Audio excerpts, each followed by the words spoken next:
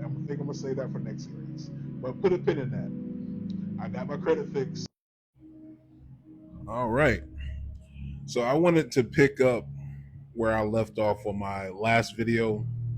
Um, I said, put a pin in that. I got my credit fixed. What do I do next? So I just want to finish up there. So towards the mid to about fall of 2020, um, I got my credit fixed. Yes. So I pretty much just I didn't know anything about how credit worked. I just know at the time that it needed to be fixed, right? I needed a higher credit score than what I had, and I think at the time I had like a 650 or something like that. So I went on uh, Facebook to see who had the best reviews for credit repair. It just so happened one of my friends posted and asked like who can fix credit repair, and this company came up a lot, so I decided to give them a try. So it was pretty much paid like $500 for um, I guess 3 to 4 months of credit repair. The team was phenomenal.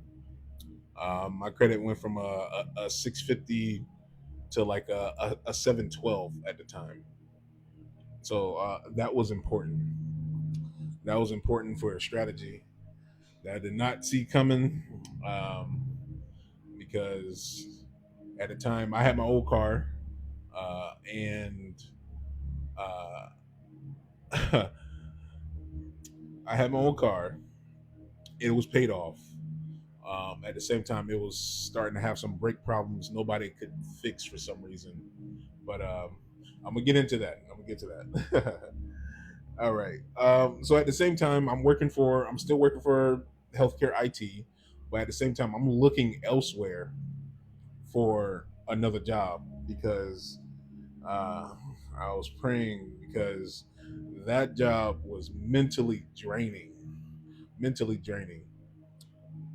That job had over 5,000 employees. So being on the help desk in IT, that phone never stopped ringing. So I would pray, ask the Lord, I'm like, Lord, I need something like a smaller infrastructure or something like that.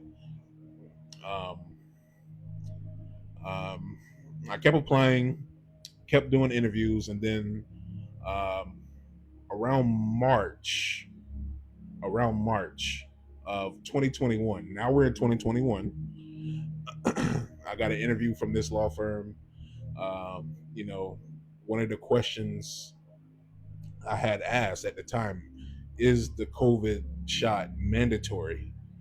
Um, and I know this is trending right now, so I'm just telling my side of the story of what happened during COVID for me.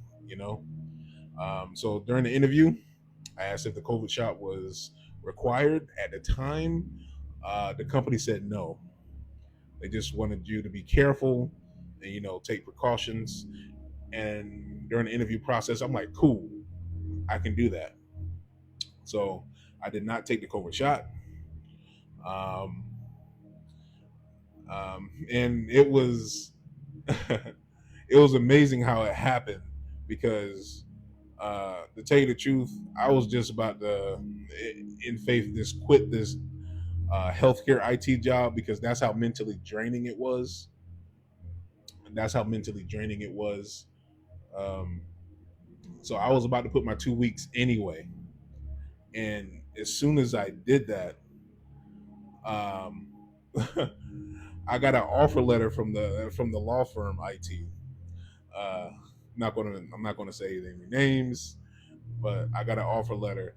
So I was sitting there making 50K at the time in 2021, working at the healthcare IT. Um, this smaller organization was about 600 employees. I was like, that's more manageable. But what surprised me the most, they offered me $20,000 more than what I was making. So I I jumped on that. I jumped on that. Um, so basically, they offered me 70K. Uh, I started I think in like June, about June 6th of 2021. Um, Glory to God. That was so exciting. And at the same time, I was able to go in the office because I want to explain this COVID part that would happen. Um, uh, they had policies. You had to check in the app if you took the shot or you didn't every day just to get in the doors in the office, which is cool and all. And then at some point, I guess, you know, uh, the agenda to get the COVID shot was just so it was ringing in everybody's ears that you had to get it, you had to get it, you had to get it. But this company allowed me to work from home for the remainder of that year and then evaluate how I was. And let's just say I passed that test because one thing about it, once I stand for something, I'm going to stand 10 toes down about it. So I did not get the shot. I was willing um, to put that at risk, put the job at risk, the money at risk, because I was not doing that.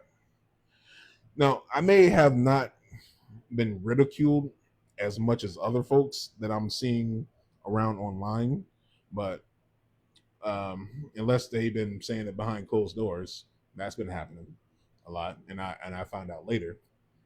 But this company trusted me to do my job, work from home, and just you know perform at a high level, which I've been doing, and I passed that test. Because I'm still there now. It's a great company to work for. It's they allow me to be myself, and that has its own rewards. But I'll talk about that later. I just wanted to get that part out of there. And at the same time, in March, um, what happened with my credit score actually ended up me getting a new car.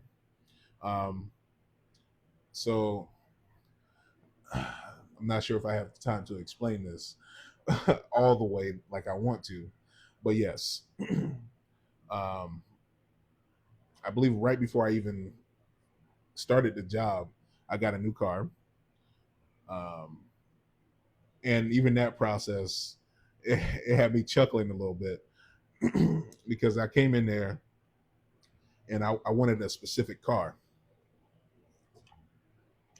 I wanted this 2012 Ford Explorer, and I know the dealership guy. He started laughing. He was like, "Ha ha ha! You want that?" I'm like, "Yeah, I want that." So we sat down and we talked about it.